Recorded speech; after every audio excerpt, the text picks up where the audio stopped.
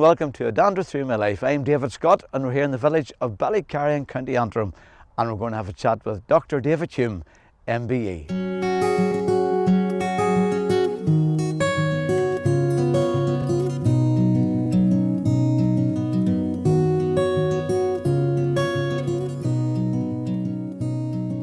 Well, David Hume, it's lovely to see you again. You too, David. Great to be here in Ballycarry, under different circumstances, of course, but it's been great to be here just to talk to David Hume about a wee dander through his life. So, David, you're naturally from the area. Where did you grow up? Well, I grew up on a farm just on the other side of the village, about a mile and a half beyond the village, up on a hill, so you can see all around you. Ballycarry, Island Magee, across to Scotland, so it's a fantastic place to grow up. Being an only child out in the country, I mean, it had its down side of it then because you were on your own. But the other thing that was probably unique at that stage was we were quite out in the country, and when electrification, as they called it, had come, the farm hadn't got electric, so we didn't have like a television when I was growing up. We only got electricity later on then. So there was no TV, and that I think encouraged me to read effectively. So you had radio and reading effectively, and I devoured books. I remember going to the mobile library that used to come into the village from the library service, and just books like Biggles and Jennings and all those sorts of things. Sherlock Holmes, I just loved all of that. So it gave me a great love of reading and literature, and I suppose it sparked the imagination. What was it like growing up on the family farm? Was your father a farmer, David? At that stage, yes, he retired subsequently, but we were still farming. It was a small farm. It was 30 acres farm, which is quite small really in agricultural terms now. And we had an old Ford tractor, always remember that.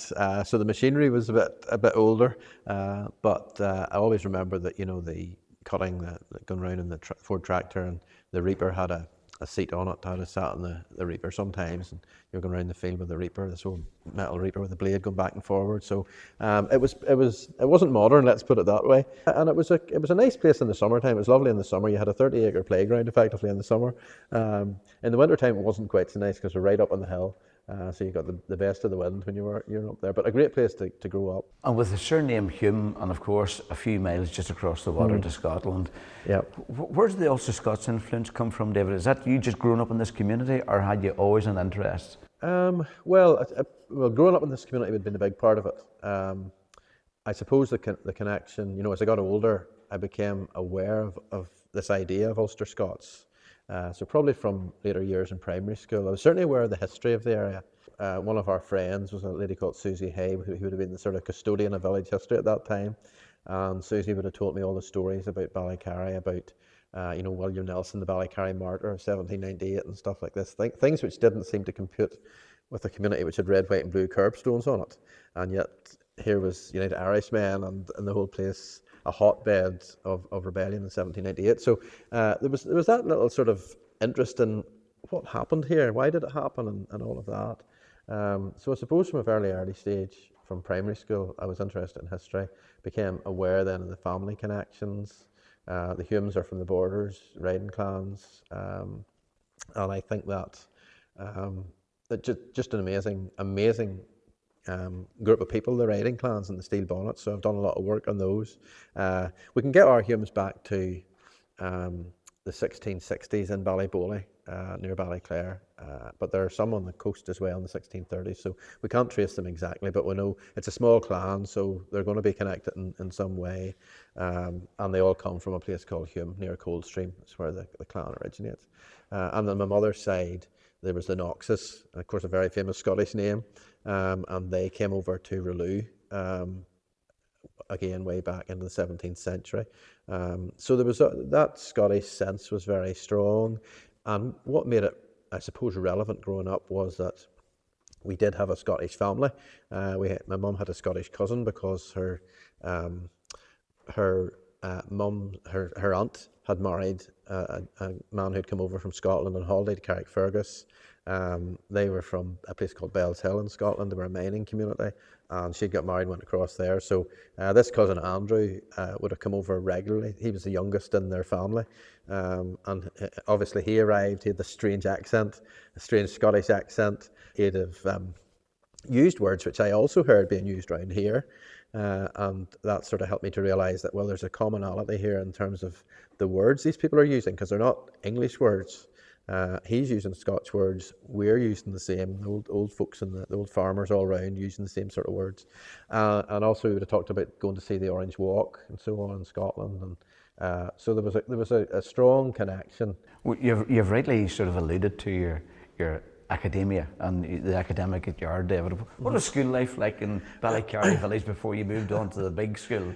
Oh, Have you any memories there? I have a few memories, not too many memories, but I have a few good memories. It was a good school. It was good to be there. It was a small school, small country school, as you can imagine, and yeah, so it was it's a good time, you know. And the one thing I do remember about the school, which maybe wasn't quite so good, was the visit of the dental van. I was there was a mobile dentist van came to the school, and I always remember that. I remember sitting up in the front, you know, and they give you gas and stuff like that, which was great, because I still don't like the dentist. But that's one thing I remember, the dental van coming, and so I remember the library, the mobile library coming into the community as well too. And the walk back from school and so on. I got driven over in the mornings, but walked back sometimes in the afternoons. But then you went on to Larne after that, David, too. I went to Larne. This community is in the middle of Larne and Carrick. Just so the school sometimes divided. We were, I think, probably one of the last groups of secondary school pupils who went to Greenland Secondary School from Ballycarry. There still would be pupils who would have gone from here to the grammar school and still do, but we gravitated towards Larne. But the families are sort of, some go to Carrick, some go to Larne. I was born in Carrickfergus actually, so went to Greenland Secondary, which was a big step then, coming from a small country school to come into the town.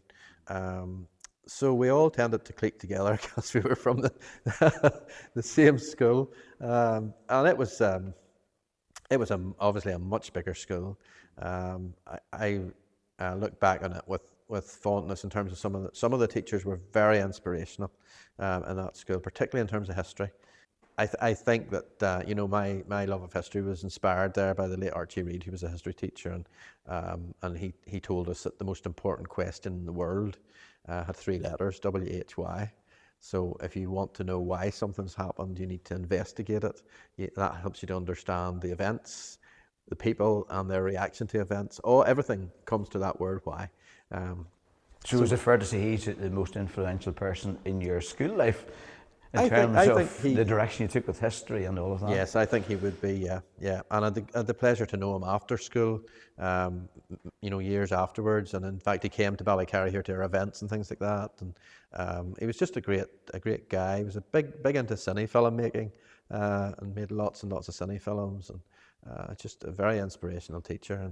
And if you get an inspirational teacher, that can change everything for people. And that's what I've, you know, just observing schools and so on too. You can tell if teachers are inspirational because the spark is there with the pupils. But you did travel on into the world of journalism.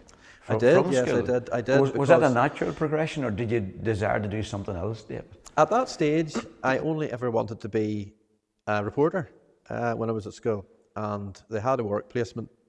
So the teacher, Mrs. Crawford, was the work experience teacher, and she somehow managed to talk the editor of the Larne Times into having a work placement person. Having worked there in later years, I know how difficult that must have been for her to get that agreed. So I went in there for a week in, I think, 1979. I really, really enjoyed it. And after that, then I progressed. I did village reports for the paper. You know, at that stage, when I was still at school, I would have done maybe some stuff from the school, news in the school type thing for them, and continued on. And then eventually in the 1980s, having done all of that, then I was offered a period of time in the newspaper, which turned into a job then. So I was in the paper for 12 years. And really good time. So as a journalist in the Larne Times, then are there any big stories that sort of pop into your mind that you're a part of, and big or exciting or newsworthy? So many probably. So many stories. You know, I suppose I reflect on some of the stories I liked doing best were with ordinary people, to use that term. So there was a redevelopment, for example, planned in Tullygarley and Larne, and the people who were there were going to be moved out. And I remember doing a big piece about that, and then them speaking about, you know, I suppose their concerns as to what would happen, their community would be gone effectively. They built new houses, and some of them came back into those new houses, but the old community was never going to be there again because it was a moment in time, if you like. So to give people a platform who wouldn't normally get a platform, for me, that's the essence of journalism.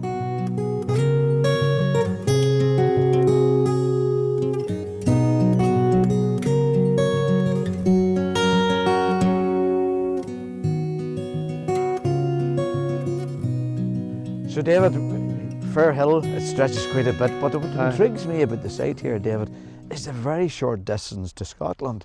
Yeah. You feel very much connected here. Oh, absolutely, yes. So behind us, where are we looking well, at you've the moment? got Port Patrick, your Galloway there, down into the Wigtown area, further down, and Whithorn, which is quite a famous religious establishment on the other side. So yeah, I mean, people on a good summer day, you can see the cars glint going up and down the road with the sun shining off them in Port Patrick, so it brings it home to you how close you are.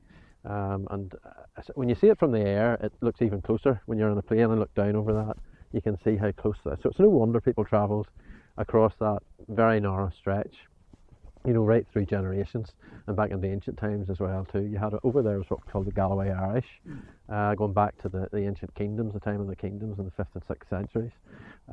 So we had Dalriada in the north, which is better known, but there was also a movement across here to Galloway from this part of the world too. So yeah. So how many miles are you talking about? Well, you're into the 20s, about 22 miles, I think, roughly across from here to that side.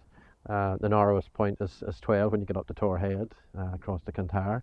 But still a relatively narrow stretch of water, just a very expensive stretch of water, unfortunately. And where we're standing right now, David, right in the centre of your community centre, the amphitheatre behind us, it in a sense is the hub, the heart of the community here. Yes, well, this is it definitely is, and it's on the hill. You're overlooking everything here, right all around the village, and then beyond that.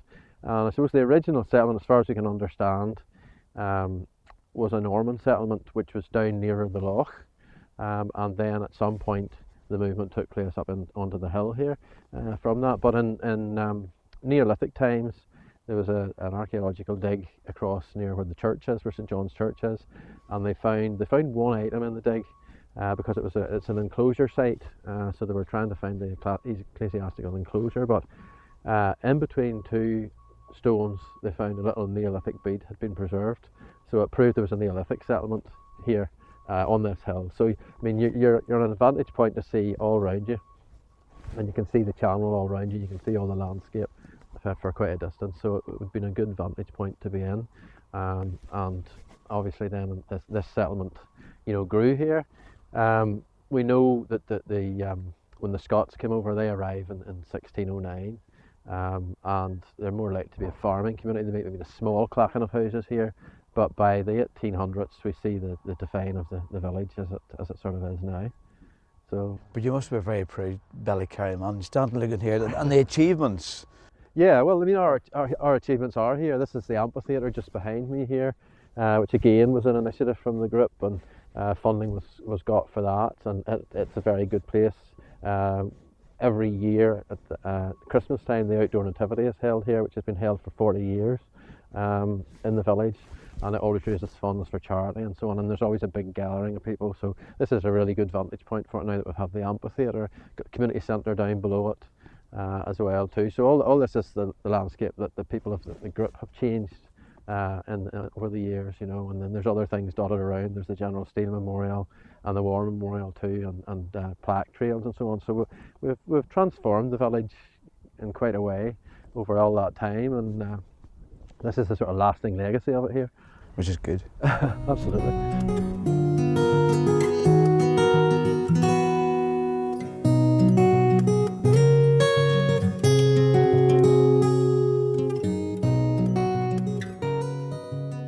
It's lovely to be back in Ballycarry Community Centre, but it's your home. It's the place you love best, and you've really unearthed lots of stories, and you've brought lots of stories out through from Ballycarry. And I've always been intrigued to find out more about it, because being a Presbyterian, of course, one of the first congregations was established here. The first congregation was here, yes. For a small community, a relatively small community, there is an enormous amount of history attached to it. And that's part of it. The first Presbyterian congregation, the first Presbyterian minister in Ireland, coming over in 1613, he was ordained. William Edmonston, who's the man who brings him over, and this is a Scottish village. A lot of people from Stirlingshire come with Edmonston in 1609, his tenants and people on his estates. Edmonston has the right, with his land grant, to appoint the minister in the church. So he asked Edward Bryce to come across from Drimmen, which is in the shores of Loch Lomond, to be the minister here, and they set up the first congregation. And it's an intriguing history because at that time it's called the Presbyterian period in history, because this was an Anglican church that he was ordained in. And there were lots of these, all of these early ministers were all ordained within the Anglican Church. They regarded themselves as ministers of the Kirk of Scotland, and the bishops regarded them as ministers of the Church of Ireland. But there's an account from John Livingston, who's one of the famous ones in County Down, that he had theological issues with the ordination service, the Church of Ireland ordination service, and he went to see Bishop Knox of Raphoe, who himself was a Scot, of course, and explained to him about this.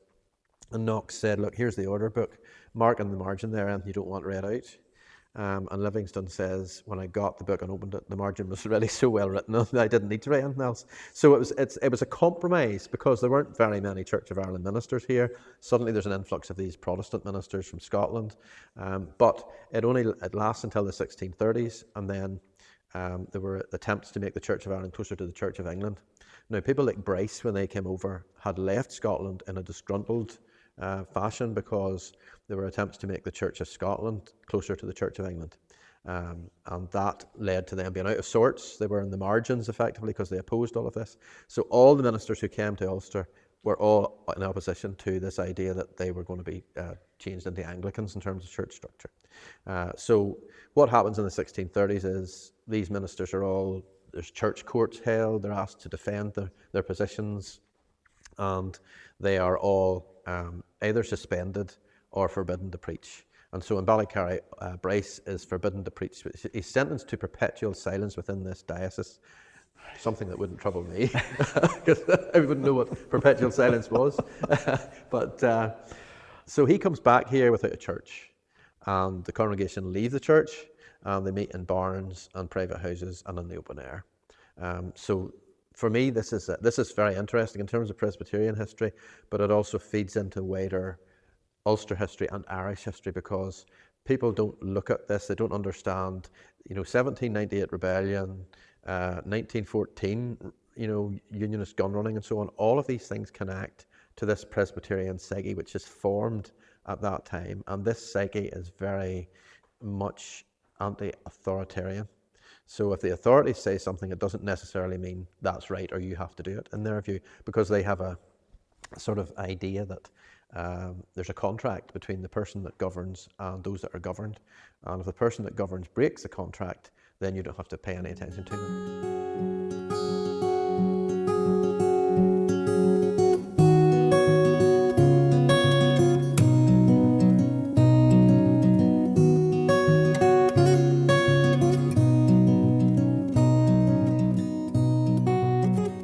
David, the site of Temple Curran. Temple Curran, yes. So is that the first meeting place of the... It would have been the first meeting place of the Presbyterians when they came here. And Bryce was ordained in 1613, so that's where they would have met. And then at one point, it was an Anglican church, so at one point Dean Jonathan Swift was in charge of that church as well too. So quite historic. And up on the green here, there's a few sort of more modern monuments then. We've got the General Steele Memorial over here. And General Steele is an amazing figure, from Ballycarry. I always find his story just quite amazing. That he was born on the hill behind us here in Leafield Farm. Yes. And was at Queen's during the First World War. He was in the officer training corps, so he signed up, joined up then. Yes. And he made a career out of the army then, in both World Wars. Never lived in Ballycarry after 1914, but always came back to visit family and friends, and then family eventually, died out. But people knew he was a general by the time, he'd reached that rank, but they didn't realise how significant he was. He was a very humble man, very modest man, and when he died in the 1970s, his funeral was akin to that of Churchill's funeral in England, in Blandford Forum in Devon, and then his ashes were brought back here. So he never lost his sense of belonging to here. And we have a General Sir James Steele Trust, which we help the local primary school out with different things over the year. And the key factor is, I think, that you never forget where you've come from. You know, you can always carry that with you, and that's something that I think is very important, and very important in the community here today. So he's really, really impressive man, and say he never lost his love of Ballycarry, and the family grave is just across the hedge here in Templecorn Cemetery. So this memorial was one of the community association's efforts, and it has the Royal Ulster Rifles crest on it, which he said when you're in Ulster, when you're in the Royal Ulster Rifles, doesn't matter where in the world you are, type thing, you know. And this is his bust up here in terms of the memorial.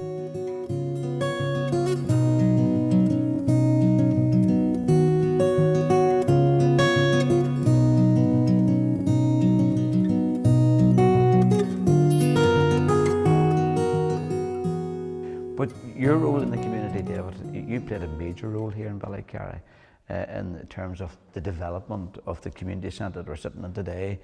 You're highly involved in that. And there are other things in terms of projects. As you look around this facility, you look around the hall, you see the Townland banners, and of course the Broad Island Gathering. So you're very much invested in this local community. I definitely am. And I think that all of that happened in a particular time period, all of those big things. There's other things happening now too with the group, but that was of a time, and we're all here at the right time for that. Everybody that was involved in that. And it started off with a prefab hall, just not far away from where we are in 1986. We got a mobile hall for a community centre. And there was a demand for things like a youth club in the village. There was nowhere for that. So that hall arrived. It was supposed to be temporary, but it lasted until about 2000, or just before. So the group of people who looked after that hall were the people who then transformed eventually into the Community Association a few years later. And I mean, I'm very proud that those people were not maybe the type of people you would have expected to be leaders in their community. You know, they came from the local housing estate. They were very working class people, but with a group of us, we managed to transform things. We managed to get a community centre here. We staged a major festival here. We have lots of things dotted around the village. There's a war memorial that wasn't here. There's a memorial to General Steele. Lots of things. These people were just transformational. So I don't like to take all the credit for all those things, because if those people hadn't been here, that wouldn't have happened. And I'm an ideas person, so I come up with lots of ideas, but you could have as many ideas if you like, if there's only you sitting in a corner and nobody else to do anything. And we had a lot of people who were, you know, put their shoulders to the wheel and transformed this village. And it was because of their great love for the village. They'd grown up in it, they were part of it, and they wanted to see changes, you know, want to see things change. And I'm a great believer in, you know, get things done. But you obviously had a great idea whenever you decided to invite a member of the royal household to come along and open this wonderful facility. Of course, Her Royal Highness the Princess Royal was here in 2005. That must have been a tremendous experience. That was amazing. Not only for yourself, but the community. It was just what a day for the community here. I mean, there had never been a royal visit here. And the whole place was abuzz. We couldn't say, of course, who was coming. So we had a reception in here for the community groups. And there were lots of people started to gather outside too, because you know, the word got around pretty quickly that something special was happening. So really, it was fantastic that it happened, and it happened when it did, because a lot of the people who met the Princess Royal that day are no longer with us. A lot of the older people in the community got to meet the Princess Royal, got to meet a member of the royal family, which would never have happened. You know, with photographs of different people, I look and say, well, they're gone now, you know, and it was just such a major boost for this village. I mean, there was a member of our committee in tears because of it, that just thought that this had happened here and that she was part of it. It was just unreal. And it was down to us, I suppose, being a bit stubborn and wanting to have somebody to come and open the hall, and it just dragged on and on and on. And we were working through the Northern Ireland office at that time, and they were saying, well, you just have to wait and see, and then we got the impression that they perhaps didn't think it was such a big thing, the centre. So what we did was we wrote then at the time, we wrote directly, and the message got passed around inside the royal household, and then the message came back to the NIO that there was going to be a visit. So that's how it all happened, and it just is an amazing memory for so many people in the village, and people still talk about it. Is there a highlight for you of the day? Is there a memorable moment for you, David, from that day? It was all so memorable in terms of being able to take the Princess Royal into this hall here with different groups of people, and she met different representatives from the WI, from the art club, the Orange Lodge, just people who are involved in the community, the primary school, and that was fantastic to be able to do that. And then my abiding memory probably is, as we went out, they weren't sure if there was going to be a walkabout, but she did, because there were so many people outside. She went and did a walkabout, which was brilliant. And then I had to go down with her, and there were some vintage military vehicles down on the Fair Hill, and some of the guys were here who owned those vehicles. So when we went out, they were still in here. And as we went down, we were going towards the vehicles, she started to talk about them, and she asked, about them, and I knew there was a particular lorry there, and I knew I'd been told it was something to do with the Normandy landings, but it was actually because it had been to a reenactment of the Normandy landings. So I said to her, that lorry has something to do with the Normandy landings. And she said, nonsense, that's a whatever. And she reeled the whole details of the lorry off to me. And then she laughed. Told off by the Princess Royal. Got my lorries wrong. But it was a fantastic visit. She was a lovely, lovely person. She really made a lot of memories for everybody who met her that day. And it was just a red letter day for us. And of course, your rubbing of shoulders with the royal household doesn't just stop there, David, because you were awarded the MBE back in 2009, perhaps. I think it was 2009. Yes. Yeah. That was quite an experience. That was an amazing experience. I didn't believe, because I got a letter. Letter came from Downing Street to say, you've been nominated for this. Would you accept it? Type thing. And I thought, this is a very unusual letter for me to get. So I didn't actually trust the letter. I did reply back, but I only believed that I'd been awarded that on the day when the awards were announced, and I went down to Larne and bought a newsletter just to check to see was my name in the newsletter, because I didn't believe it at all. But it's an amazing honour, and it's an honour on behalf of everything we did in Ballycarry, and also I was involved in a lot of things in Larne too, in different groups. And just amazing to meet the Queen, because it was the Queen who presented at Buckingham Palace, and just a lovely person, just amazing. Well, David, it's been a pleasure here just catching up with you again, and thanks for taking the time to at least take us as an audience through a wee dander through your life. It's been a really good pleasure. David, you're very welcome. It's great to see you again, and it's fantastic to be able to talk about all these things. It's all good. Good to see you, David. Thank you very much.